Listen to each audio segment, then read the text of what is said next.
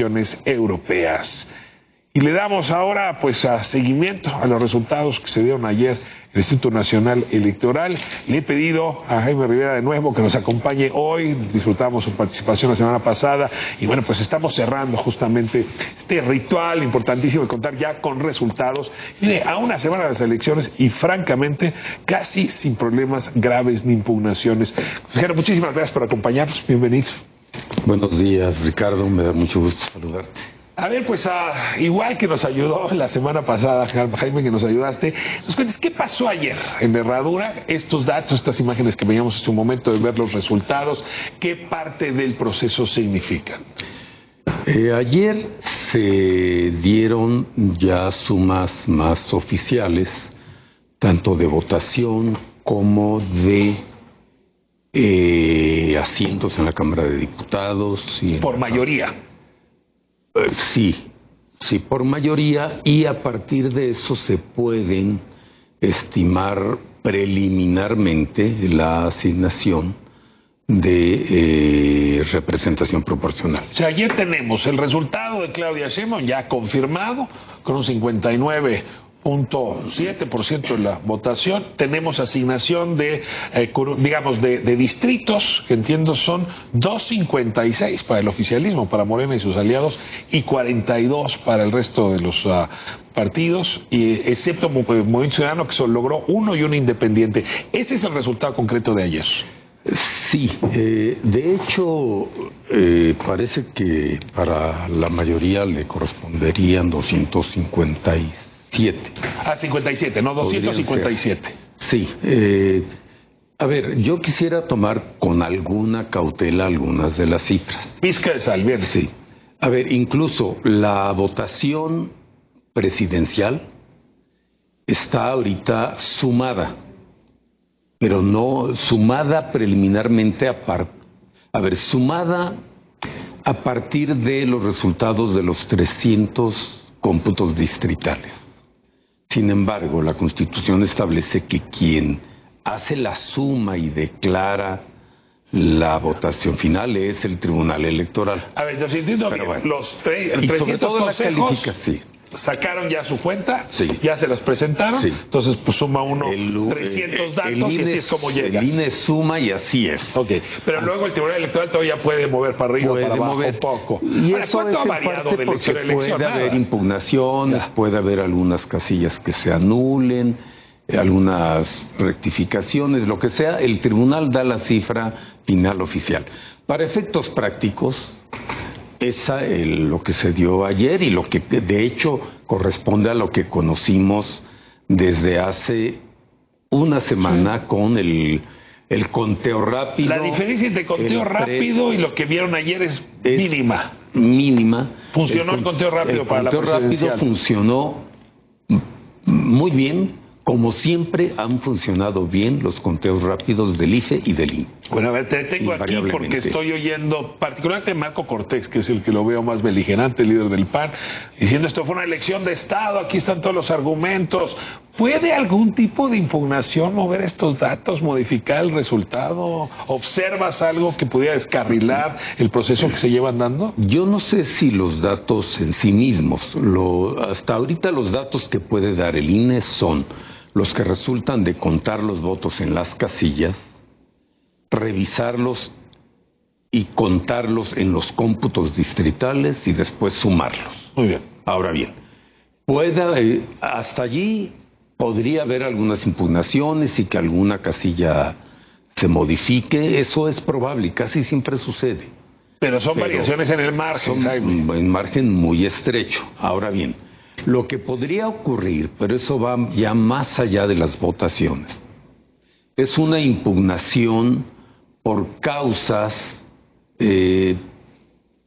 genéricas de la contienda. Por ejemplo, que se considere que hubo inequidad por uso de recursos públicos. Eso lo puede alegar cualquier partido. Hubo funcionarios públicos que actuaron en la contienda, las intervenciones del presidente, las intervenciones del presidente son elementos de la equidad de la contienda. Nada que se asome como suficiente para la nulidad.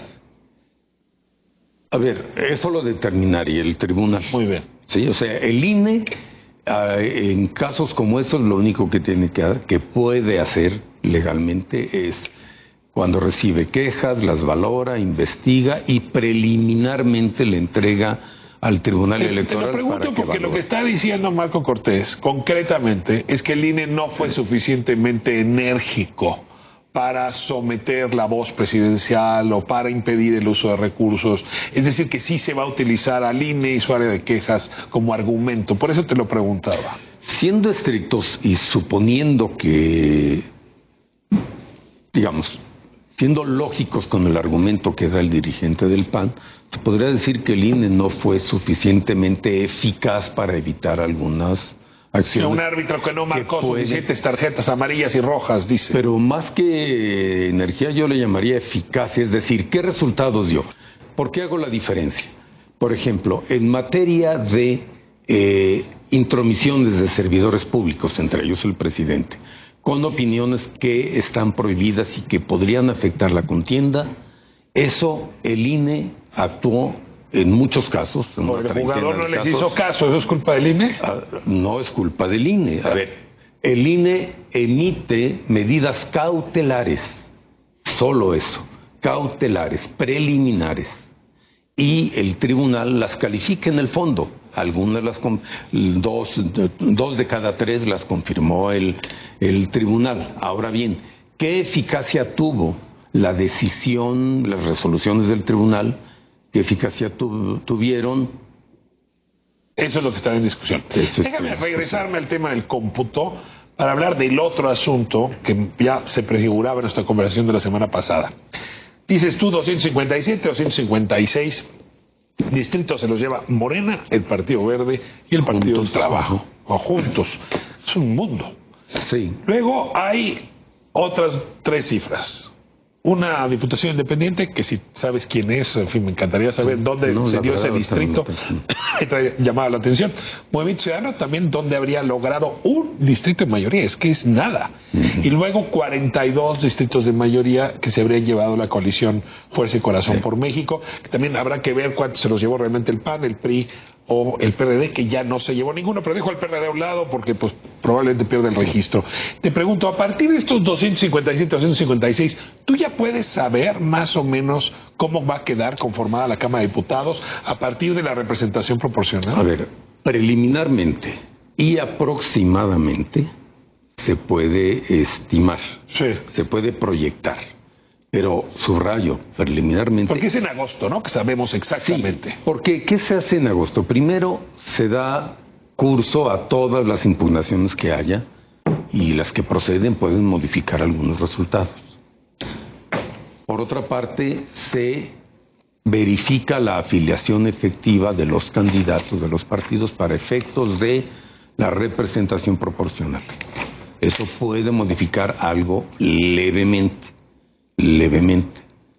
Y finalmente se hace la asignación con fórmulas, a ver, son algo complejas, hay que decir, nuestro procedimiento es complejo. Topes para sobrerepresentación. Por ejemplo, eso modifica. Y a la hora de asignar las diputaciones, una vez que se establece el número, a la hora de asignar las diputaciones por circunscripción, puede variar un asiento de una circunscripción a otra. Ahora, los datos que el INE pero bueno, el efecto general ya está muy aproximado y difícilmente se modificaría sustancialmente. El domingo el INE, en voz de Guadalupe Tadei, dijo que en Cámara de Diputados, Morena y sus aliados van a tener entre 69.2 y 76% de las curules. Es decir, mayoría para realizar reformas constitucionales. Te pregunto, de los datos que emergieron el día de ayer, ¿se confirman estos datos del conteo rápido?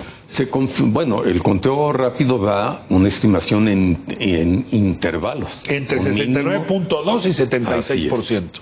Con los datos que están ya confirmados por los cómputos distritales, se puede anticipar preliminarmente, por ejemplo, 364 diputaciones para esta coalición, preliminarmente. 64 de que 500. significarían, sí, que significarían 72%. O sea, sobrada la mayoría calificada. Está sobrada. En la Cámara de Diputados, al parecer, esta coalición alcanza la mayoría calificada. Y en senadores, el cálculo es que les faltan 2 senadores. Así es. Para lograr la mayoría calificada. Para lograr la mayoría calificada, le faltan 2 senadores. Y ya con eso tenemos los resultados claros. Jaime, el último dato que en un momento vamos a tener a Paula Ramírez. El estado que nos está arrojando problemas delicados es Jalisco. Jaime, ¿qué está pasando? Porque entiendo que hasta la presidenta, que hablaremos con ella en un momento más, ha resultado amenazada. Sí, ha habido mucho de eso y seguramente Paula Ramírez, que es una excelente funcionaria, quiero decir, dará una explicación con detalle. Lo que sí puedo adelantar es que se han manejado versiones falsas. A ver, Mario Delgado dice que el 30% de los votos perdieron la cadena de custodia. Eso es falso. Punto. Eso es falso. No hay manera de decirlo así. No, claro que no. A ver, todos los paquetes electorales, quizá con 1 o 2 excepciones de 10,000 casillas, se entregaron a los consejos municipales o distritales correspondientes. En el caso de la elección de gobernador, se van a distritales. En el caso de los votos para gobernador, ustedes, el INE, se hace cargo del traslado de esos votos. El traslado no. Los cómputos en la casilla y en coordinación con Teníamos a Mario Delgado en el distrito 10 la semana pasada, justamente viendo cómo sí era raro que sacaran unas bolsas y traían unos votos. Pero llegaba un eso señor tiene una explicación y la voy a dar rápidamente. Sí. En todas las elecciones donde hay elecciones concurrentes, locales y federales, puede ocurrir, y suele ocurrir en casos muy raros, pero sucede. Bueno, no tan raro, a veces en la Ciudad de México, a veces son algunas decenas, que paquetes que deberían irse al órgano federal se van al local y viceversa. Y entonces hace el intercambio. Así es. A ver, claro, una vez que se recibe el paquete y en el Consejo Distrital se identifica que ese paquete no corresponde a tal consejo, hay un protocolo preestablecido para que se hagan los intercambios. Ya. ¿Qué ocurrió con estas bolsas? Había mucha presión, había conatos de violencia o por lo menos excesiva crispación de ánimos. Aquí las imágenes, aquí las presentamos. Claro. Bueno, ¿qué sucedió ahí? Si iba el paquete a la vista de todos, que era un paquete que correspondía a un consejo distrital de Zapopan y que llegó al consejo municipal de Zapopan y que llegó al de Guadalajara. De Guadalajara. No, de hecho era de una elección federal a una local. Okay. Así fue. Bueno, entonces se metieron en una bolsa previendo que podría haber agresiones si llegaba el paquete, si era visto que a ver, si alguien quiere hacer fraude, ahora eso de cara a todo el mundo. Claro. Y esas son 2 casillas. A ver, ¿qué ocurrió? ¿De dónde sacan lo de 30%? El PREP que comienza a operar desde la noche de cerradas las casillas. Lo cierto es que el cómputo local tardó bastante más porque hay partidos locales que participaron en coalición y la posibilidad de las combinaciones posibles eran mucho mayores. De coaliciones era mucho mayor. 30% de comportamiento distinto. Por eso y de hecho 30% no se alcanzó a computar en el PREP, pero no porque no hayan llegado, sino porque el PREP tiene 24 horas de duración. No llegó. Pero si no llegaron al PREP, si no se publicaron en el PREP, los paquetes sí estaban en los consejos formales, ahí se resguardaron, ahí se contaron y los resultados son los que salieron aproximadamente. Tenemos a Pablo puede haber impugnaciones y algo leve se podría justamente a Pablo Ramírez un momento más para que nos ayude a entender. Y también, pues, al fin, estas agresiones no ayudan mucho al proceso electoral. A veces... ¿A cuáles te refieres? Pues a las que estuvimos viendo aquí, ¿no? Sí, claro. Así es complicado, en fin, las amenazas a Ahora, afortunadamente esos casos sí existieron aisladamente.